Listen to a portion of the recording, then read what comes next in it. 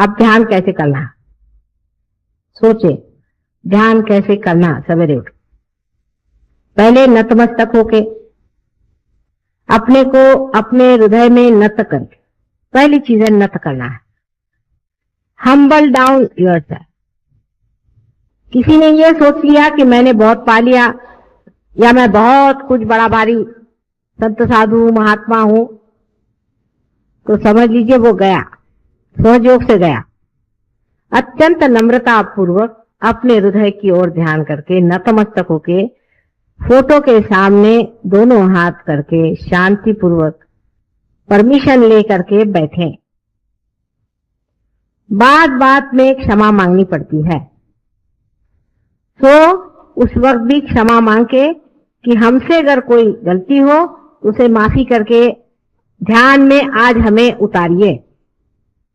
इस तरह की प्रार्थना करके जिन्हों से हमने वैर किया है सबको माफ कर देते हैं, और हमने अगर किसी से वैर किया उसके लिए तुम हमें माफ कर दो। अत्यंत पवित्र भावना मन में ला करके और आप ध्यान में जाएं।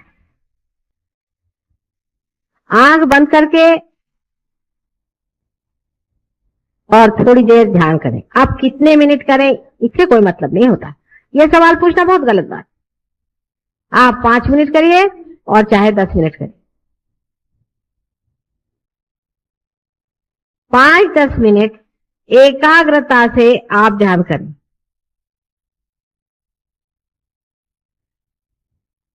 नतमस्तक होकर के आप ध्यान करें। पर ध्यान करने से पहले इसको समझ लें, ध्यान करने से पहले जहां बैठ रहे हैं उस आसन में बंधन दे, अपने को बंधन दे, अपने शरीर को बंधन दे। 7 मर्तबा अपने शरीर को बंधन, स्थान को बंधन दे, फोटो को बंधन दे। ये तो हो गया मैकेनिकल बाहर करने का, क्योंकि कुछ लोग तो यूं कर लेते, हो गया काम खत्म। ऐसी बात नहीं, विचार पूर्वक अत्यंत श्रद्धा से, जिस तरह से पूजा में बैठे हैं, अत्यंत श्रद्धा से मौन रख के और बंधन दे। उस वक्त में ये नहीं कि जैसे पूजा में लोग कहते हैं भाई वो ले आओ ये ले आओ, इस तरह से। और उसके बाद अपने मन को बंधन दे। अब मन कहाँ होता है? आपने आज तक मुझसे नहीं पूछा कि मां मन कहाँ होता है। मन यहां होता है, यहां उसकी शुरुआत है। माने विशुद्धि चक्र और आज्ञा चक्र को बहुत जबरदस्त बंधन दे, मन को बंधन देना। और ये विचार करें कि हम प्रभु तेरे ही बंधन में रहे, हमारे ऊपर कोई बुरा असर ना आए, अत्यंत नतमस्तक होकर के। और उस वक्त में ये सोच के कि हम साक्षी हैं और सब चीज से हम अलग हट करके हम निर्मल हैं, उस चीज से हम उससे अछूते हैं। सब चीज से अपने को हटा करके और अब आप बैठ रहे हैं। आप ऐसा प्रयत्न रोज करें, आपको इसी की एक प्रकार से आदत लग जाएगी। अत्यंत श्रद्धा पूर्वक ध्यान करें सवेरे का समय, चाहे 10 मिनट और चाहे आधे घंटे, उसका कुछ फर्क नहीं पड़ता। ध्यान करते वक्त में कुछ हाथ ऊपर नीचे मत करिए। ध्यान करते वक्त में सिर्फ फोटो की ओर दृष्टि रखते रखते आंख को बंद कर लें और कोई हाथ पैर घुमाने की जरूरत नहीं। उस वक्त कोई सा भी चक्र जो खराब हो, उस चक्र की ओर सिर्फ दृष्टि करने ही से वो चक्र ठीक हो जाएगा। क्योंकि उस वक्त मैंने कहा है कि गति ज्यादा रहती है सवेरे के टाइम।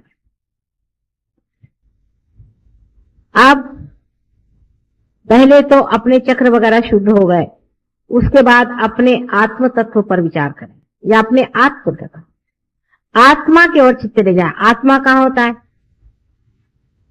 किसी ने मुझसे भी नहीं पूछा आज तक कि मां आत्मा कहाँ होता है। आत्मा हमारे हृदय में होता है, लेकिन उसकी सीट जो है यहाँ सहस्त्रार के ऊपर में होती है। तो इसलिए मैंने कहा था कि हृदय में नतमस्तक हो और चित्त जो है सहस्त्रार की ओर ले जाके आत्मा के ओर समर्पित हो। विचार से ही आत्मा की ओर समर्पित। आत्म तत्व का इसेंस क्या है? आत्म तत्व जो है वो पवित्रता है। पूरी निर्मल पवित्रता कहिए, उसके ओर नजर करें। वो पूर्णतया अलिप्त है, किसी चीज में लिप्त नहीं। जो भी चीज आपसे लिपटी हुई है उसी के कारण आप आत्मा से दूर हैं। आत्म तत्व का विचार करें, और ये आत्म तत्व प्रेम है। अनेक बार इसका विचार करें, बहुत बड़ा विचार है। आत्म तत्व प्रेम है। बहुत अनेक धर्म संसार में संस्थापित हुए, लेकिन उसमें प्रेम की व्याख्या कोई कर नहीं पाया। इसके कारण उसके अनेक विपर्यास हो गए। प्रेम की व्याख्या नहीं हो पाती, लेकिन प्रेम वही शक्ति है जो आपके हाथ से बह रही है। वही चेतना है जिसे लोग चेतना के नाम से जानते हैं, लेकिन ये नहीं जानते कि ये प्रेम है।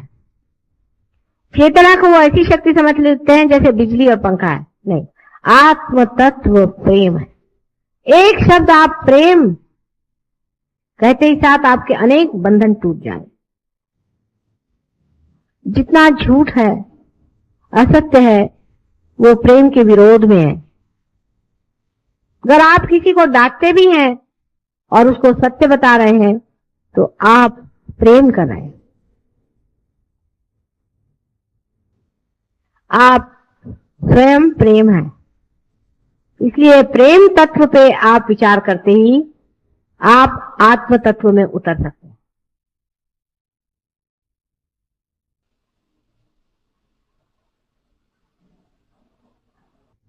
ध्यान में कोई सा भी एक विशेष विचार नहीं लेने का, लेकिन अब आप कह सकते हो हैं कि मैं वही प्रेम तत्व हूं, मैं वही आत्म तत्व हूं, मैं वही प्रभु की शक्ति हूं।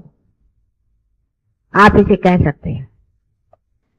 इस तरह से 2-3 बार कहते ही आप आशीर्वादित होंगे, क्योंकि आप सत्य कह रहे हैं।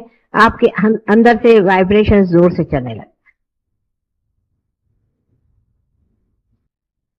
अब रोजमर्रा के जीवन में क्या करना चाहिए?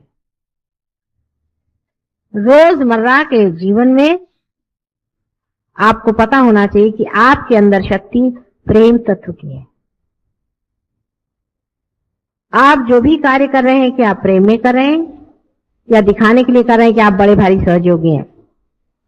हम अगर कभी किसी को कोई बात कहते हैं या डांटते हैं तो हम देखते हैं कि दूसरे दिन वो आकर के सहयोगियों में बैठ करके हमें गालियां देते हैं लोग, और उसके बाद कहते हैं कि हमारे वाइब्रेशंस क्यों चले गए।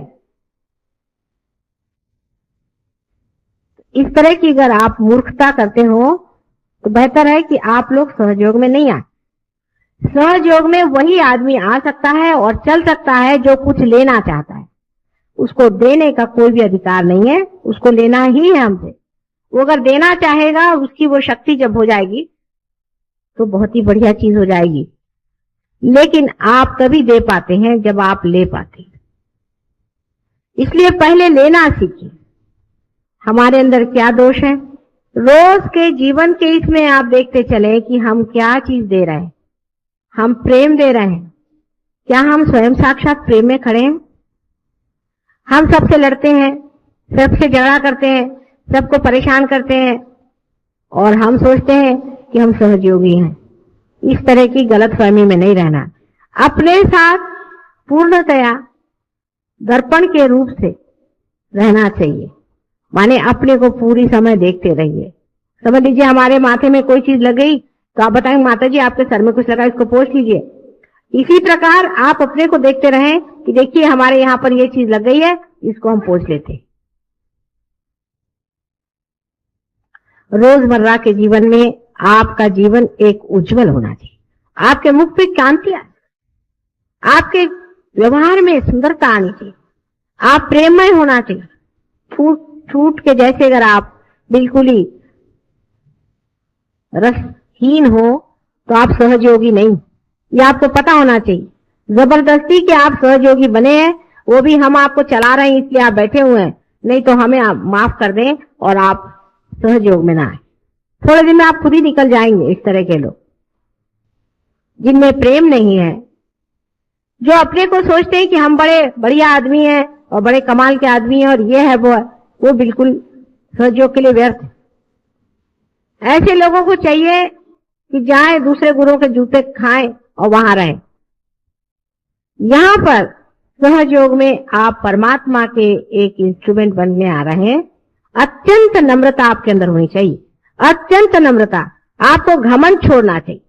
लोग कहते हैं कि संन्यास लेना चाहिए, मैं कहती हूँ पहले घमंड से आप संन्यास लीजिए, क्रोध से आप संन्यास लीजिए, कपड़ों से नहीं लीजिए। कपड़े उतार देने से कोई संन्यास नहीं होता है। संन्यास का अर्थ होता है अपने क्रोध, काम, मोह, मद, मत्सर आदि षट्रिपुओं से एक संन्यास लेने को ही संन्यास कहते हैं। संन्यास्त ऊपरी संन्यास की बातचीत नहीं। तो अपने रोज के व्यवहार में अत्यंत शांति से, सबसे प्रेम से व्यवहार करें। अपने बाल बच्चे, घर वाले, इनसे सबसे सहयोग की बातचीत करें, सहयोग पर विवरण करें। अपने दोस्त बदलिए, अपना उठना बैठना बदलिए। ये आपके रिश्तेदार हैं, ये आपके सगे हैं, इनसे बातचीत करें, इनसे बोलें और ये लोग आपको बताएंगे कि हम लोग एक नई दुनिया में आ गए और हमारे पास एक नए वाइब्रेशन। जब भी आप सफर करें, कहीं बाहर जाएं, किसी गांव जाना है, ये बता रहे थे अभी राउरी से आए कि हम अपने साथ में जैसे सब लोग लेकर चलते हैं चीजें अपने ट्रैवलिंग की, वैसे हम अपने साथ में थोड़ा सा तीर्थ, वो मेरे पैर के पानी को तीर्थ कहते हैं, तीर्थ और कुंकू और ये सब वाइब्रेटेड हम लेके चलते हैं। रास्ते में कोई आदमी बीमार दिखाई दिया, चलो उसको तीर्थ पिला दिया। कोई आदमी ने धर्म की चर्चा की, उसको फोटो दिखा दिया, देखो भाई ये माता जी है और तुम चाहो तो हमको पार कर सकते। जहां जो आदमी मिल जाए वो अपने साथ रखे रहिए। अच्छा चलिए आपको हम कुंकू लगा देते हैं, देखिए आपको कैसे लगता है, ये हमारी माता जी। पूरी समय दिमाग इधर उधर दौड़ता रहे कि सहज योग को किस तरह से हम प्लावित अपने जीवन से कर सकते हैं। उसी समय आप देखिए कि आप बहुत गहरे उतर सकते।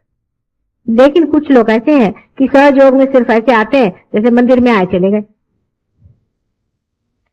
और फिर उसका दुष्परिणाम हमेशा आएगा।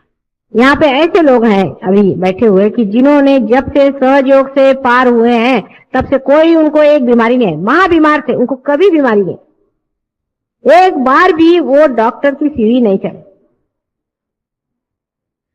कभी उनको कोई तकलीफ नहीं हुई, उन्होंने एक दवा नहीं ली जब से वो सहयोग में आए। बुढ़े भी हैं उनमें से कुछ जो हमेशा डॉक्टर के पास जाते थे और अस्पतालों में घुमा करते थे, वो सब कभी भी नहीं गए। ऐसे यहाँ बहुत से अनेक उदाहरण। इतना ही नहीं पर उन्होंने दूसरों को भला किया। इसका कारण यह है कि जो कुछ भी स्वास्थ्य के लिए, एक सहयोग के लिए आवश्यक है वो करते रहे और इस वजह से वो ठीक।